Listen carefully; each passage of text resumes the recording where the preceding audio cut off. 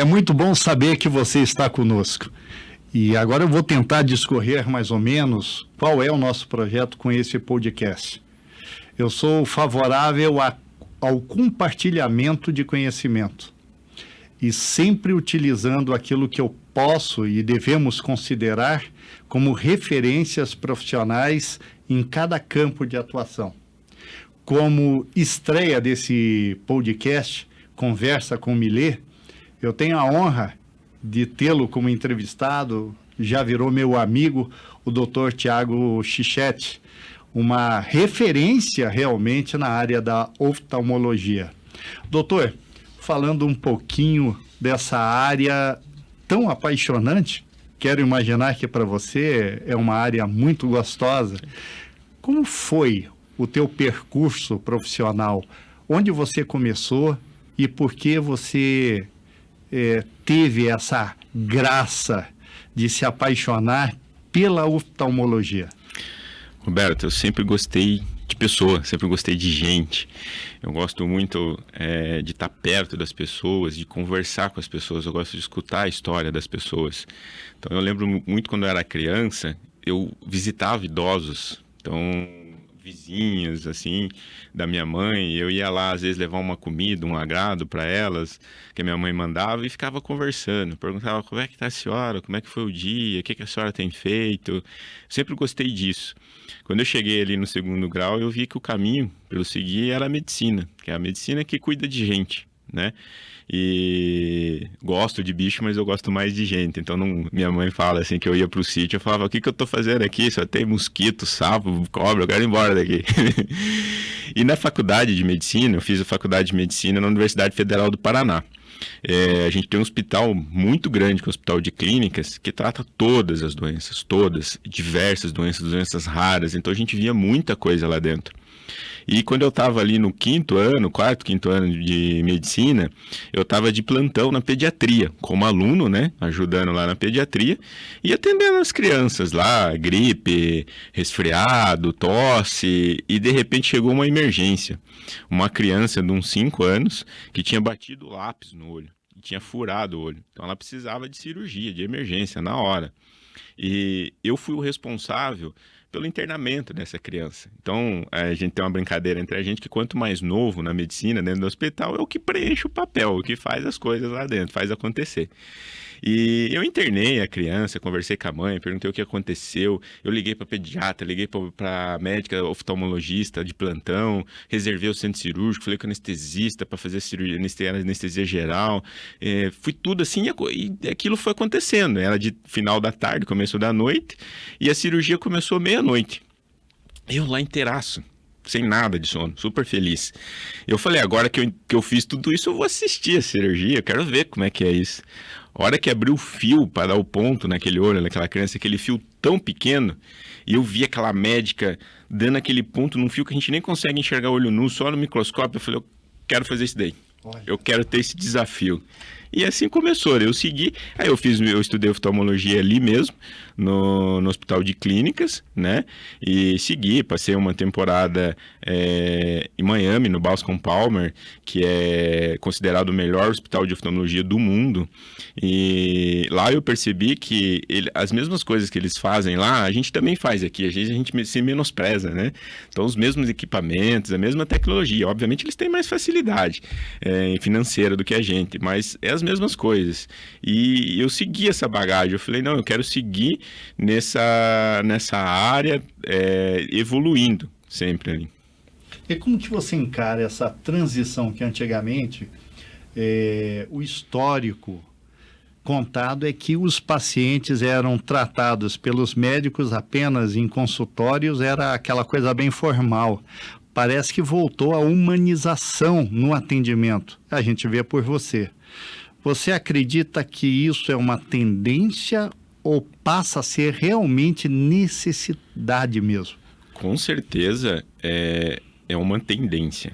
Então, apesar de ser uma necessidade do ser humano ser reconhecido, até como paciente ser reconhecido, é uma tendência também que é uma necessidade do médico também estar mais próximo, ter mais essa humanização, ele também se sentir próximo das pessoas. Então, eu passei uma temporada também nas Forças Armadas, na aeronáutica. Então, quando eu servi a aeronáutica, a gente tem um treinamento, né, para, vamos dizer assim, virar militar mesmo, aprender a atirar, né, sobrevivência, tudo mais. Na minha família não tem ninguém assim, eu nunca tinha pego numa arma até então, eu tive que aprender a atirar, tudo mais. E lá dentro a gente aprende uma coisa muito legal que eu carreguei para a vida, que eu era um pouco assim, mas eu não entendia direito, agora eu consegui carregar um pouco mais para a vida, que a gente não está sozinho.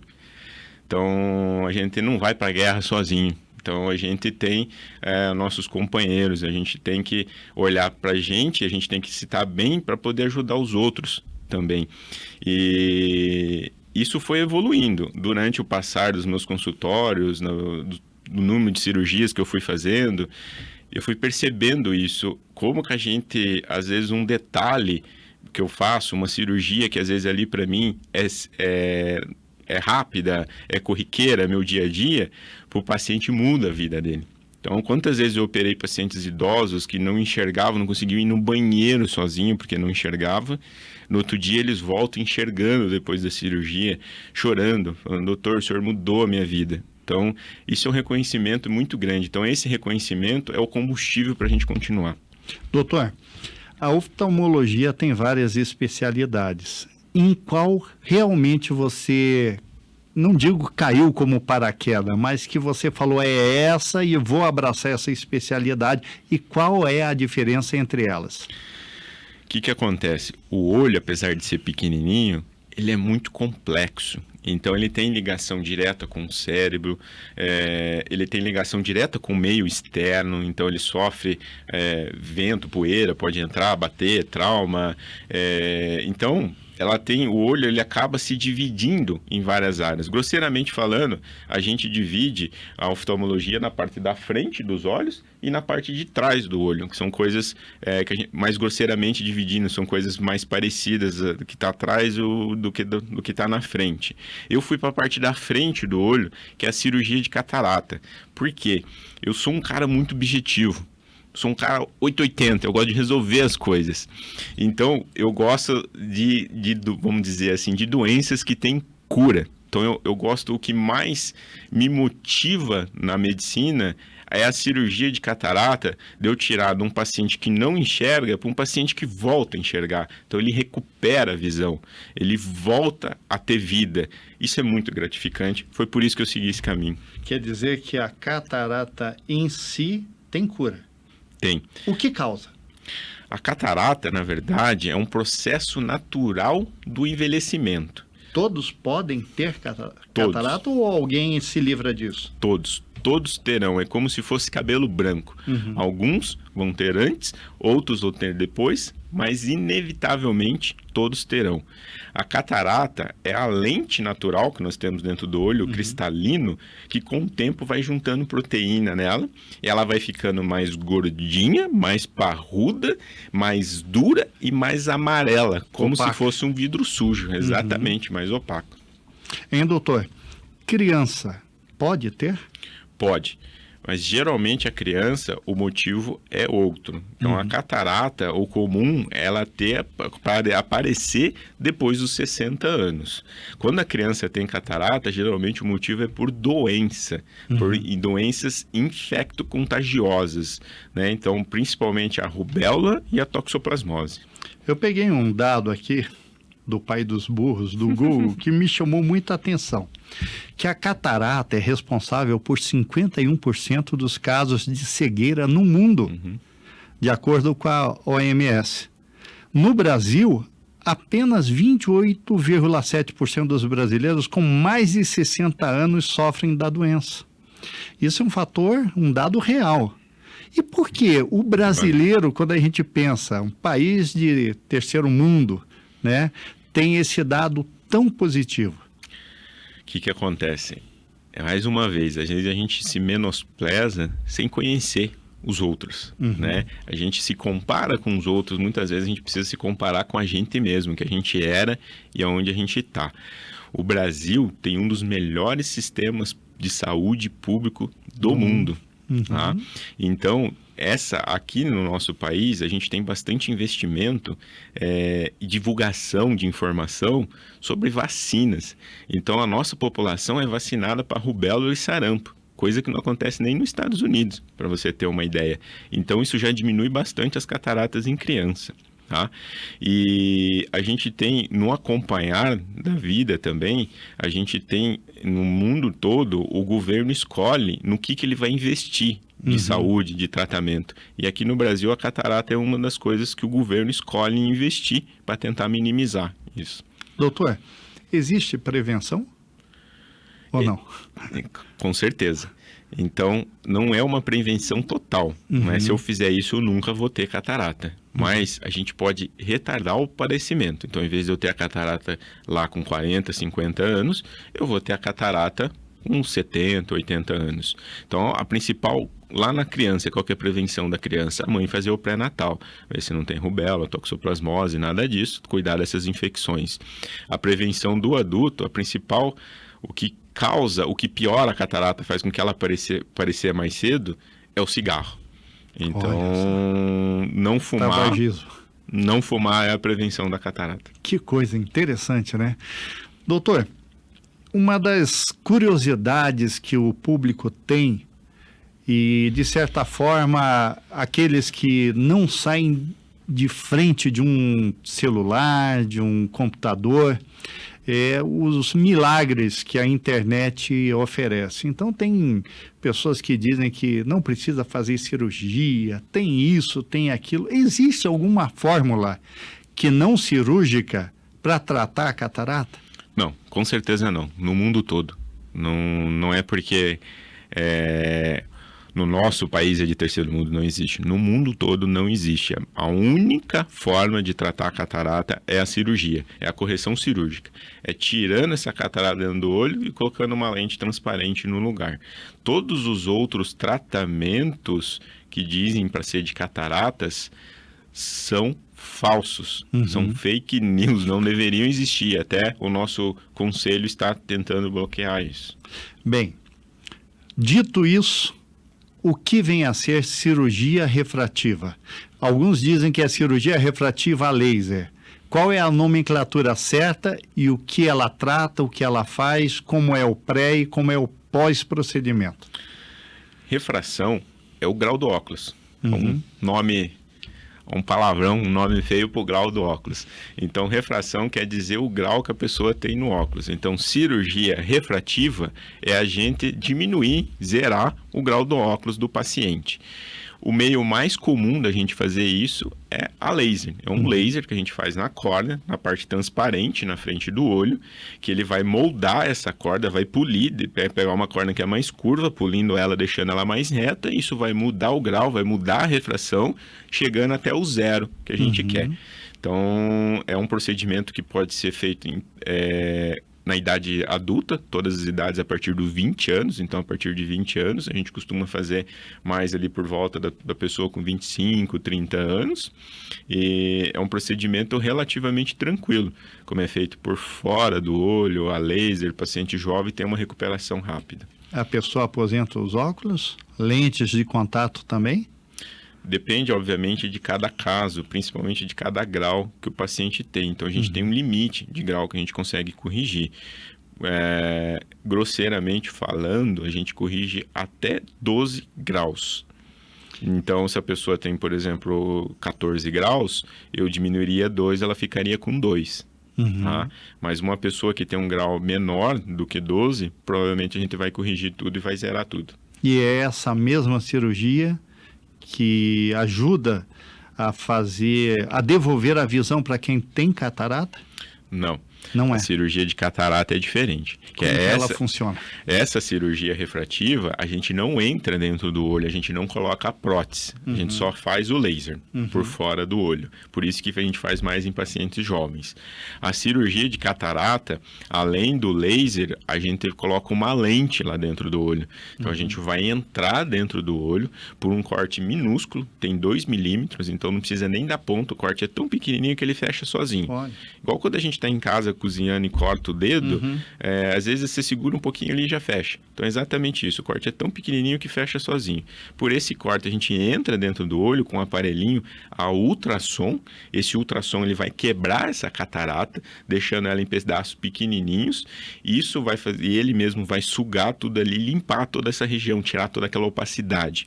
E nesse lugar que fica ali a gente coloca a lente. O que acontece? É como se a gente fosse descascar uma mexerica, uma mimosa, né, aqui na nossa região. A gente descasca a nossa mimosa, a mexerica, a pocã ali, e tira o miolo.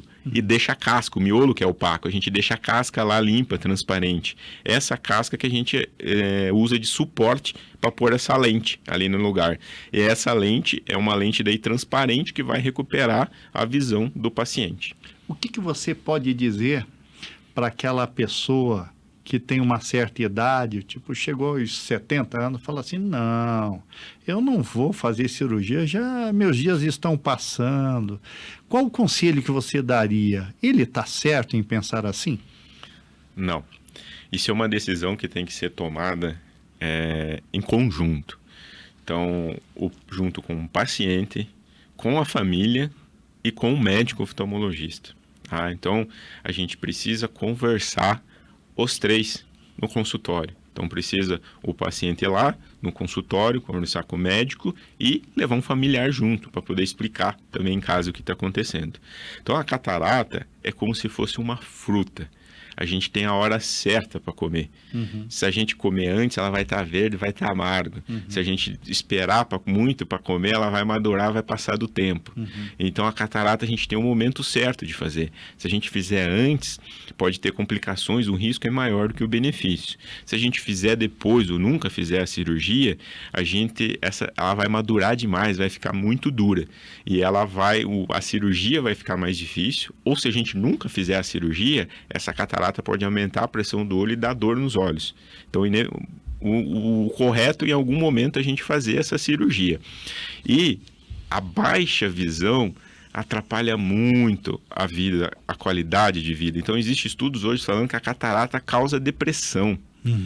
Então, eu atendo muito paciente que para de dirigir por causa disso. Então, primeiro o paciente, ele nem percebe. Primeiro ele para de dirigir à noite na estrada, depois ele para de dirigir na estrada, depois ele dirige só quando precisa, ele começa a bater o carro, daí ele vai parando nesse sentido. Depois ele começa a deixar de fazer uma coisa que ele gosta. Às vezes ele gosta de costurar, não consegue mais costurar. Às vezes ele gosta até coisas mais básicas ele começa a perder, ele não consegue enxergar a TV. Às vezes ele fala, doutor, tem uma TV gigante, 70 polegadas, e eu não enxergo, eu gosto de assistir lá minha série, minha novela, e não consigo ver. Ou coisas mais corriqueiras, chega a ponto do paciente não conseguir comer sozinho ou ir no banheiro sozinho. Então, a gente restabelecendo a visão dele, ele volta a ter vida. Ou seja, recupera a qualidade de vida do paciente. Doutor, quais são os sintomas da catarata que você acabou de falar? E isso dá, logicamente, uma ideia para o paciente saber se ele está ou não acometido desse mal. O idoso, é lógico, tem a propensão realmente de ter catarata, acredito que após os 60 anos, mais ou menos isso? Começa com 60 e dificilmente acima de 70 a pessoa não vai ter catarata. Então, a prevalência ali acima de 70 é quase que todo mundo. O que acontece? Isso a gente escuta na residência, quando a gente entra na residência de oftalmologia, a gente começa a estudar oftalmologia, a gente escuta dos mais velhos assim, que o principal sintoma da catarata, o paciente ele vai contar pra gente que ele está no ponto de ônibus durante o dia, num dia ensolarado, esperando o ônibus dele. Daí ele olha lá para frente no ônibus, vem aquele ônibus com aquele letreiro bem grande, bate o sol na cara dele, ele se confunde, não consegue ver o nome do ônibus, que é grande, e o ônibus passa reto. E ele perde o ônibus. Esse é um dos principais sintomas. Então, ele tem a dificuldade de enxergar com luzes diferentes. Quando bate o sol, ele tem que ler um letreiro, ele começa assim. Interessante. E como é a cirurgia em si? A anestesia geral? Não. Cirurgia de catarata a gente faz com anestesia local. Então a gente faz um remedinho aqui do lado do olho para amortecer a região, deixar mais para o paciente não sentir dor, e faz um remédio na veia para ele ficar mais calmo. Remédio para dormir. Apenas isso. Isso, então ele vai ficar mais tranquilinho, vai relaxar. A maioria dos pacientes acabam tendo um soninho e acaba dormindo. A cirurgia demora cerca de meia hora, mais ou menos. A gente faz um olho de cada vez, então faz um olho primeiro, depois de uma semana faz outro olho, e terminou a cirurgia, ele se troca, toma um cafezinho e já vai para casa no mesmo dia. Você tem uma ideia de aferição aí, índice de sucesso da cirurgia? No mundo, a taxa de erro é de 1%. Uhum. A gente colocar o mundo inteiro, se a gente colocar a África, a Índia, que faz cirurgias, vamos dizer assim, em condições mais precárias, né? A taxa de infecção dessa cirurgia aqui no nosso país é de 0,001%, então menos que 1%. Então, paciente com diabetes é um fator que complica um pouco mais? O que acontece? O diabetes, ele evolui a catarata. Então, o paciente que tem diabetes vai ter catarata antes. Operei muitos pacientes de 30 e poucos anos com catarata total, paciente cego, por causa do diabetes. Mesmo com diabetes controlado? Exatamente. O diabetes, ele faz assim, quando ele descontrola, ele machuca. Quando ele controla, o machucado não vai embora. Por isso que diabetes tem que controlar. A gente não pode deixar ele descontrolar antes. Por isso que a gente tem que sempre manter atividade física, manter uma boa alimentação e estar sempre acompanhando com o médico. E o médico oftalmologista é o cara, às vezes, que vai fazer o diagnóstico de diabetes antes do endocrinologista, antes do exame de sangue, porque o diabetes, ele é uma vasculite, ele estoura os vasinhos de sangue no corpo. Então, o primeiro lugar que o diabetes vai causar dano, vai fazer sangramento, no olho. É no olho, é no fundo do olho. Então, primeiro ele sangra o olho, depois ele sangra o rim, e se a gente não cuidar, inevitavelmente vai sangrar o cérebro, e o paciente pode vir a óbito do AVC. Uma dúvida aqui que eu achei super interessante é qual a diferença dessas lentes que se coloca dentro do olho? São todas iguais? Por que o preço varia tanto? Não, tem bastante diferenças. Tem várias marcas, vários modelos. Isso é uma tecnologia que vem evoluindo muito. Então, na própria rede de saúde pública, evoluiu isso, se coloca lentes melhores agora. Então, são todas importadas? Não, a gente tem basicamente 3 tipos de lente. Então, a gente tem a lente que é utilizada pelo sistema público aqui no nosso país, que é a lente nacional, que é utilizada pela maioria dos planos de saúde, que é uma lente que é fabricada no Brasil e ela tem um material, um formato que vai corrigir a catarata. Ponto. Por isso que varia bastante. O que as lentes importadas, as outras lentes, que daí tem um custo à parte, que não é feito pelo SUS, ou mesmo que o paciente tem plano de saúde, ele tem que pagar à parte, ou é feito só no sistema particular, tem de diferença dessa lente, que ela corrige o grau do óculos. Lembra que a gente falou da cirurgia refrativa? Refrativa corrige o grau do óculos, então essas lentes são refrativas. Então a gente tem a lente nacional que vai corrigir a catarata, e depois da cirurgia o paciente vai precisar usar óculos longe e perto, multifocal. A gente tem a lente intermediária que vai corrigir a catarata e o grau para longe, que a gente chama de lente tórica, que o paciente não vai precisar usar óculos para longe, para dirigir, andar na rua, ver TV, mas vai precisar de óculos para perto, para ler, costurar, essas coisas assim. E a gente tem a lente trifocal, que vai corrigir a catarata, o grau para longe e o grau para perto, e o paciente se livra do óculos totalmente. É verdade que a asma causa catarata? Na verdade, não. O que causa a catarata, o que piora a catarata, por isso que pacientes jovens que têm asma, não é a asma, é o tratamento da asma, é o corticoide. Então, quem tem asma usa muito corticoide, é bombinha, é no nariz, toma às vezes injeção durante a vida toda, que a asma é uma doença de pessoas jovens, né? Então a pessoa começa a tomar corticoide lá quando é criança, vai tomando ali. Então, o corticoide causa catarata. O poeta diz que os olhos são as janelas da alma. Isso corresponde à verdade, doutor. Quando você vê um paciente seu que acabou de fazer uma cirurgia, tirou o tampão e ele vê novamente o mundo colorido, o que causa em você e o que você vê nesse paciente? Humberto, eu vou te contar uma coisa que eu acho que vai ser a primeira vez que eu tô contando publicamente, mas todo mundo que me conhece, todos os meus alunos já escutaram isso. Eu estava aprendendo a fazer cirurgia refrativa e uma das minhas primeiras cirurgias, acho que foi a segunda cirurgia que eu fiz na vida refrativa, laser. A cirurgia foi perfeita. Eu levantei da cadeira assim, eu sou bom, cara. Já na segunda, assim, deu tudo certo, eu sei mexer nesse laser, sou bom. Aí eu levantei o paciente da maca. A hora que eu levantei o paciente da maca, ele começou a chorar. Por quê? Mas chorar, discorrer, assim. O que eu fiz, cara? Apertei algum botão errado. Eu olhei pra enfermeira assim, dizemos, cara, o que aconteceu aqui? Aí eu falei assim, o que você tá chorando? Você tá com dor? Doutor, eu tô enxergando, eu tô muito feliz, eu tô chorando de felicidade. Legal, sensacional. Então, essa sensação... Daí você viu que era bom mesmo. Aí eu vi que segunda cirurgia, que maravilha. Eu vi que realmente os olhos são a janela da alma. É lindo isso aí, né? Doutor, quantas cirurgias de catarata você já fez na sua carreira médica? Sabe que... Mulher fala muito isso, né? Depois que passa do aniversário de 30 anos, não conta mais. Foi mais de 2.000 já, né? Eu perdi as contas um tempo, mas já foi mais de 2.000 cirurgias. Você foi aluno do professor Moreira? Fui, da família, né? A família toda de oftalmologistas. E eu fiz...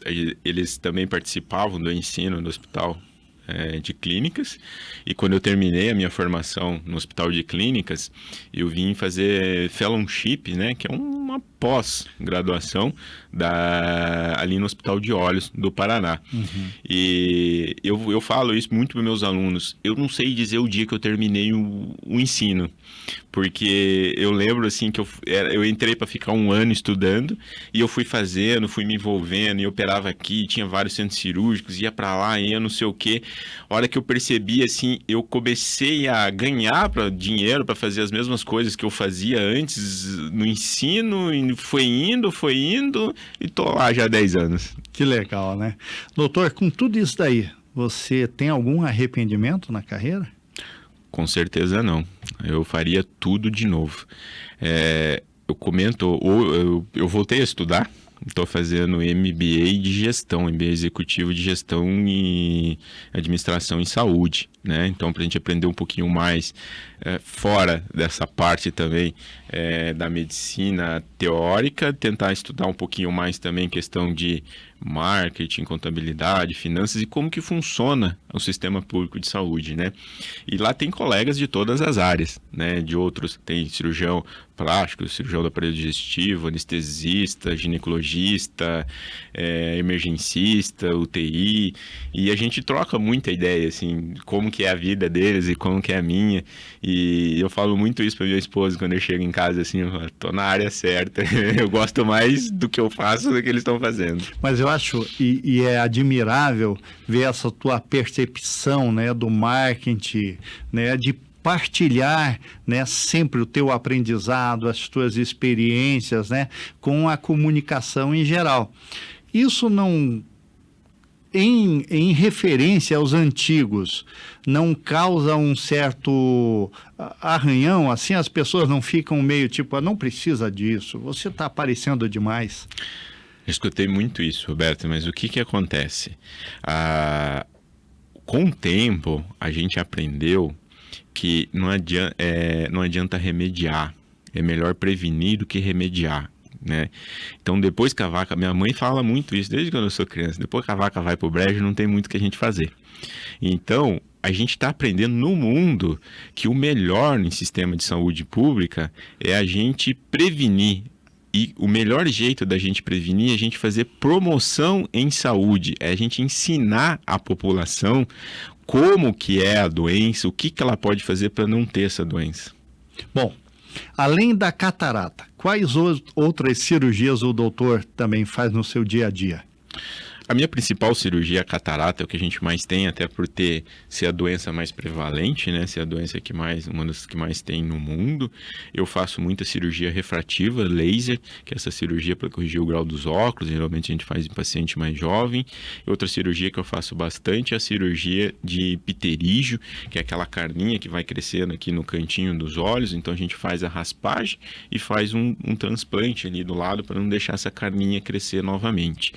E tenho feito cirurgia de plug do canal lacrimal, que é a cirurgia para ter o controle da lágrima para olhos secos também. Legal. O que vem a ser pterígio e como é o tratamento? Pterígio, na verdade, é uma proteção dos olhos contra o sol. Então a gente percebeu ao longo do tempo que isso é muito comum, essa doença, em pessoas que trabalham no sol. Por exemplo, pescador, agricultor ou até mesmo surfista, né? Hoje existe o trabalho de surfista, né? Uma profissão também. Uma profissão, né? Né? Exatamente.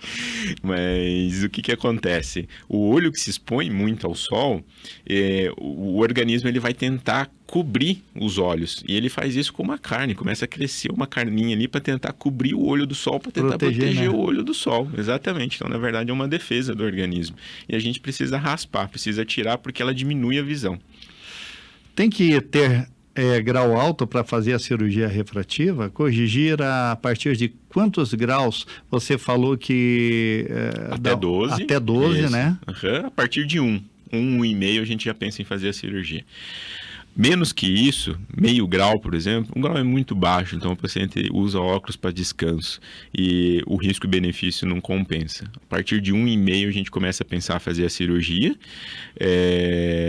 e assim, em torno de 3, 4 graus, ele já inverte isso. Então, a visão do paciente sem óculos já começa a ficar muito baixa, então já começa a compensar a cirurgia. Bem, agora você responda se quiser, se sentir-se confortável. A gente sempre brinca, né? Que Curitiba é uma coisa incrível. Você passa pela Rua 15, quer cartão, não sei o que, da loja tal. Não quero, muito obrigado, isso eu já tenho, não sei o que mais. E já há algum tempo, você, de certa forma... É puxado quase pelo braço. Vem fazer aqui de graça ou paga menos, né? Um diagnóstico. Vamos ver como estão seus olhos, tal. É certo, doutor. É bom.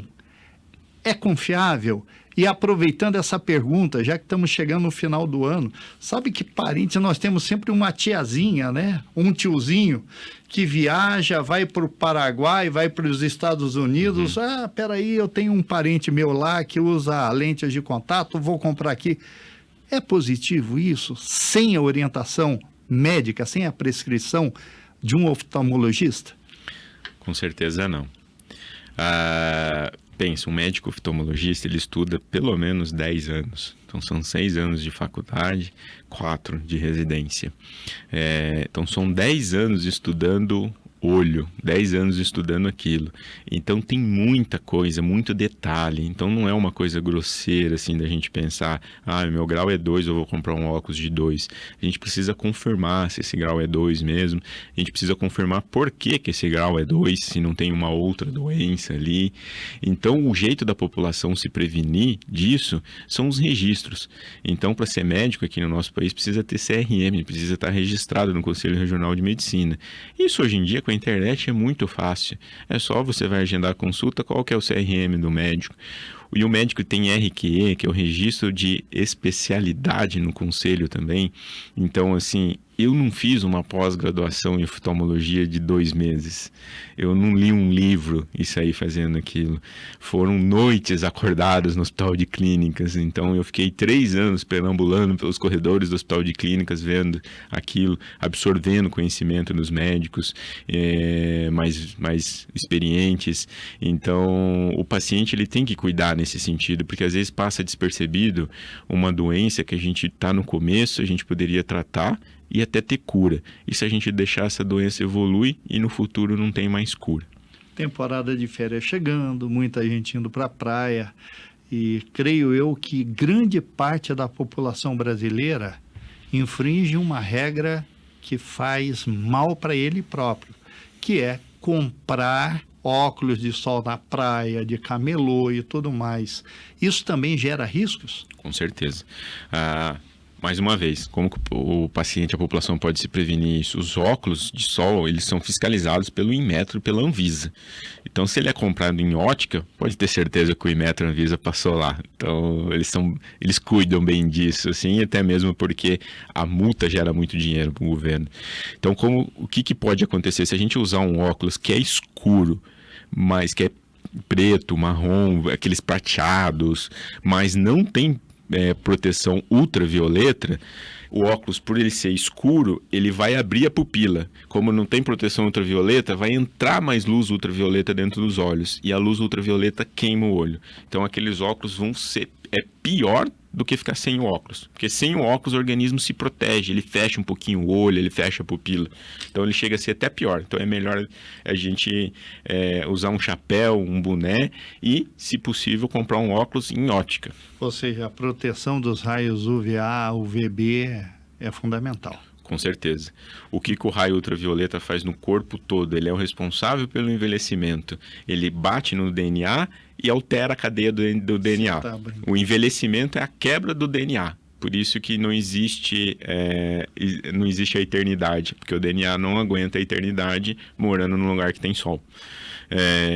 E isso vai entrar dentro do olho, vai quebrar o DNA, vai causar catarata e degeneração na retina no fundo do olho.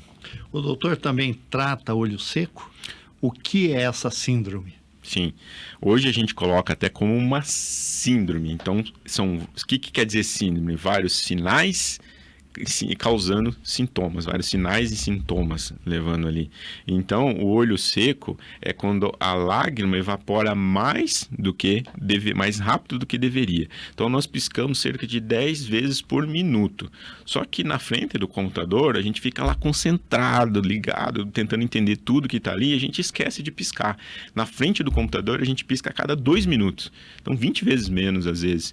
E isso vai fazer com que a lágrima evapore mais rápido do que deveria e o organismo não dá conta de produzir mais lágrima. E o olho, se ele ficar seco, ele não funciona. E quais os tipos de olho seco? Esse que evapora mais rápido por causa do ambiente, então tem uma lágrima de qualidade ruim, uma lágrima que não está conseguindo ficar ali por muito tempo. E existe também pessoas que têm doenças sistêmicas, reumatológicas, por exemplo, como artrite, artrose, síndrome de Sjögren, que não produzem lágrima. Então são as pessoas que não choram. E qual é o tratamento para o olho seco? Assim como a doença tem várias causas, vários motivos, não é só uma coisa que causa isso, é o ambiente estando tudo ali, o tratamento também são várias coisas. Então a gente tem que atacar de várias frentes. Então a gente faz colírios lubrificantes para lavar, lubrificar os olhos, a gente faz comprimidos de ômega 3 e vitaminas, que é a matéria-prima para o corpo produzir essa lágrima, então a gente dá a matéria-prima por dentro, tomar mais água vai fazer com que o organismo produza mais lágrima também. Existe o tratamento com a luz pulsada, por exemplo, hoje em dia, que é um tratamento que a gente faz em volta aqui do olho, que vai estimular essas glândulas a produzirem mais lágrima. Fale um pouco para nós sobre o uso do soro autólogo no tratamento para o olho seco, ou do olho seco. O que acontece? Então, o olho seco é a falta de lágrima. Então, a gente precisa dar mais lágrima para esse olho, né? Só que a lágrima não é água.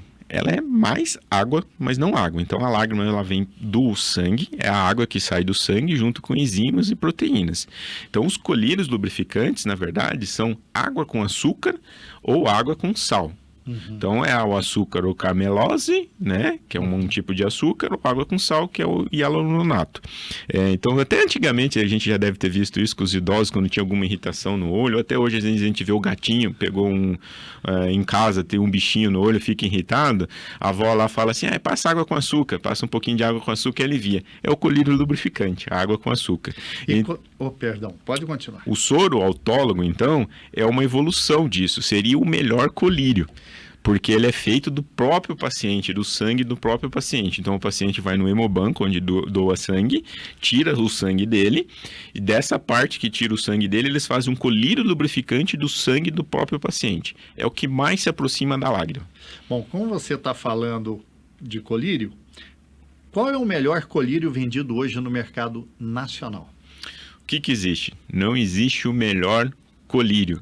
existe o melhor colírio para aquele paciente. Por exemplo, o colírio com carmelose, água com açúcar, ele é bom para quem usa lente de contato, por exemplo. Ele é bom para o paciente que não tem nenhuma doença nos olhos, mas usa muito computador, está numa fase da vida, né? Fazendo um projeto no trabalho, fazendo faculdade à noite, dormindo pouco, então esse colírio vai ajudar ele. O colírio com água com sal, o colírio à base de hialuronato, é bom para pacientes que fizeram cirurgia nos olhos, tem um machucado no olho, então o paciente que fez a cirurgia refrativa, paciente que cortou os olhos, paciente depois de transplante de córnea, é um colírio que vai ajudar a se recuperar mais rápido. Então, cada caso é um caso, por isso que quem vai decidir isso é o médico oftalmologista, qual que é o melhor colírio para esse paciente. Bem, eu me lembro que quando criança, às vezes acordava com o olho irritado, a mãe falava assim, vai na farmácia, pega aquele colírio que tem o nome do nosso país. Uhum. Ainda continua essa história? Isso é certo também ou é melhor primeiro procurar um oftalmologista? Com certeza é melhor primeiro procurar o oftalmologista. O colírio que era muito vendido antigamente para deixar os olhos brancos, ele é à base de nafazolina. Ele vai fazer com que o olho fique branco, mas ele vai piorar o olho seco, vai diminuir a produção de lágrima e pode aumentar a pressão dos olhos até causando cegueira. Então, colírio só com indicação médica. Perfeito.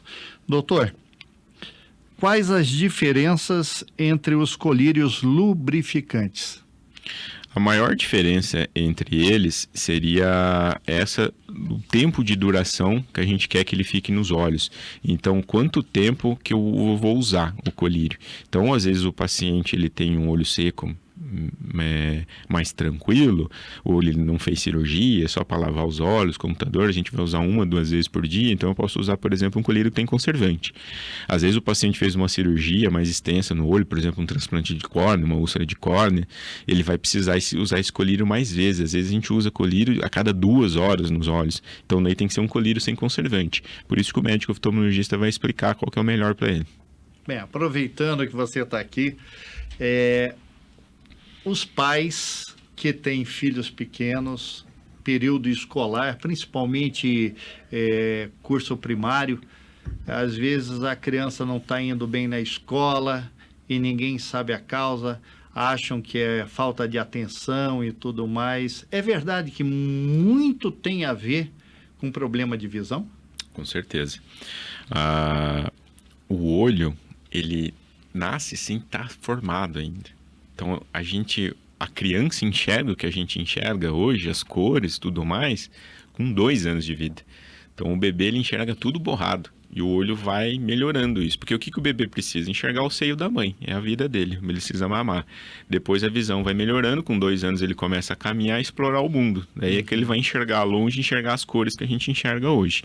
Então, a criança, ela precisa ir desde o nascimento.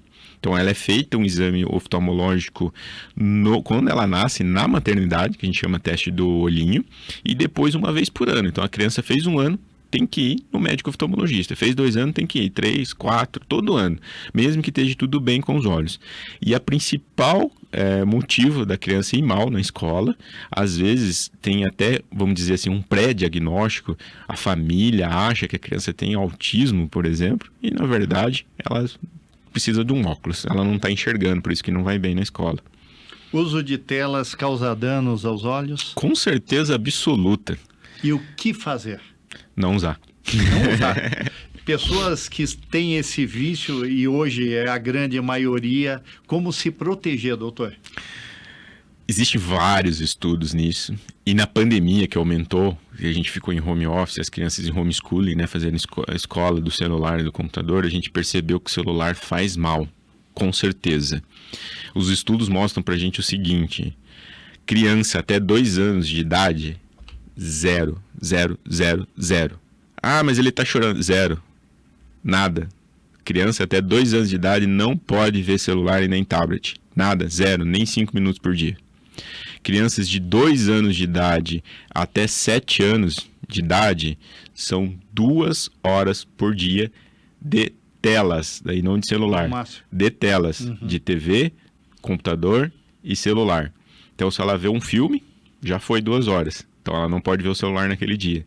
Então, de todas as telas. A criança de 7 anos de idade até o adolescente de 18 anos, aí são de 2 a 4 horas por dia de celular daí, mas evitando o celular.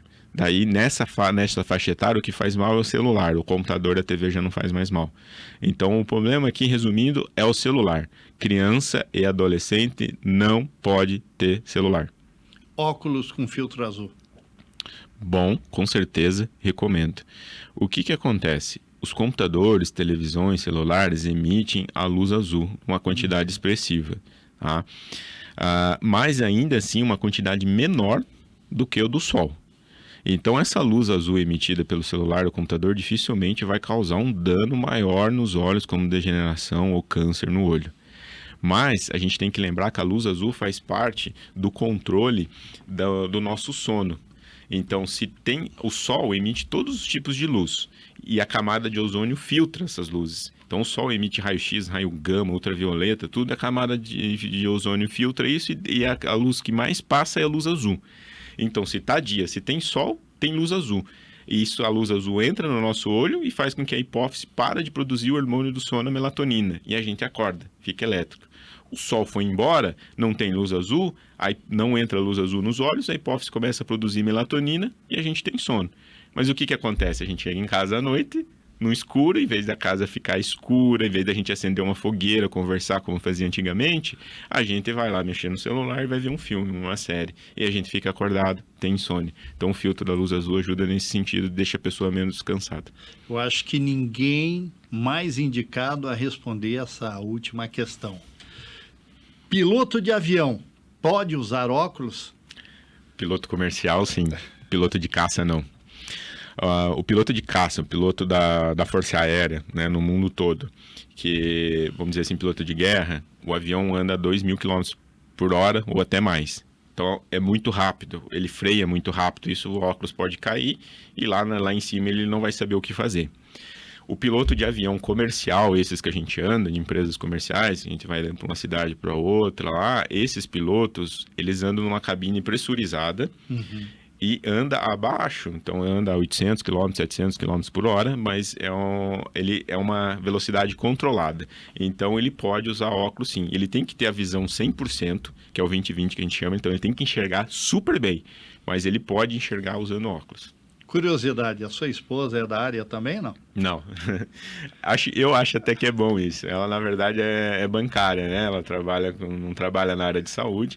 E é legal que a gente chega em casa, então às vezes eu chego contando alguma coisa que aconteceu no meu dia, ela não entende nada, ela conta as coisas lá do banco, eu também não entendo nada, que não é a minha área, e a gente esquece o trabalho e foca na comida, na bebida e do nosso dia a dia, fica mais legal. Chichetti, esse sobrenome é de origem italiana. Italiano, do norte da Itália. Eu vi no Facebook seu uma postagem que me chamou muita atenção devido a uma foto que você colocou, você em frente a um restaurante que tinha um nome, Chichetti, ou seja, se achou. Era parente seu? Não era. Foi até interessante que eu mandei mensagem fazendo reserva e eu cheguei lá no dia, eu fui tratado com muita honra, assim, que acharam que o cara deve ser parente, alguma coisa assim, né? Mas daí a gente percebeu que não tinha parentesco, na verdade o dono não tinha sobrenome Chichetti. Chichetti vem do norte da Itália, ele quer dizer bares de petisco, né? Onde as pessoas se reúnem para comer alguma coisinha e conversar, contar como é que foi seu dia, fazer um happy hour. Doutor, foi uma honra lhe entrevistar, agradeço muitíssimo, quero deixar você com o tempo necessário para as suas considerações finais e que recado principal você pode deixar, já que estamos vivendo as vésperas, né, de períodos de festas, renovações de sonhos, promessas e tudo mais.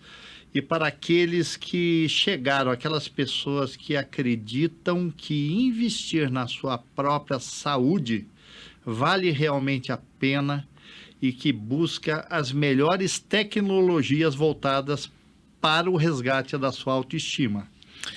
Humberto, eu que agradeço, é uma honra muito grande a gente estar abrindo aqui o podcast. Tomara que seja muitos, tenho várias, assim, a população necessita muito disso, necessita de informação real, verdadeira, sobre saúde, como conduzir isso.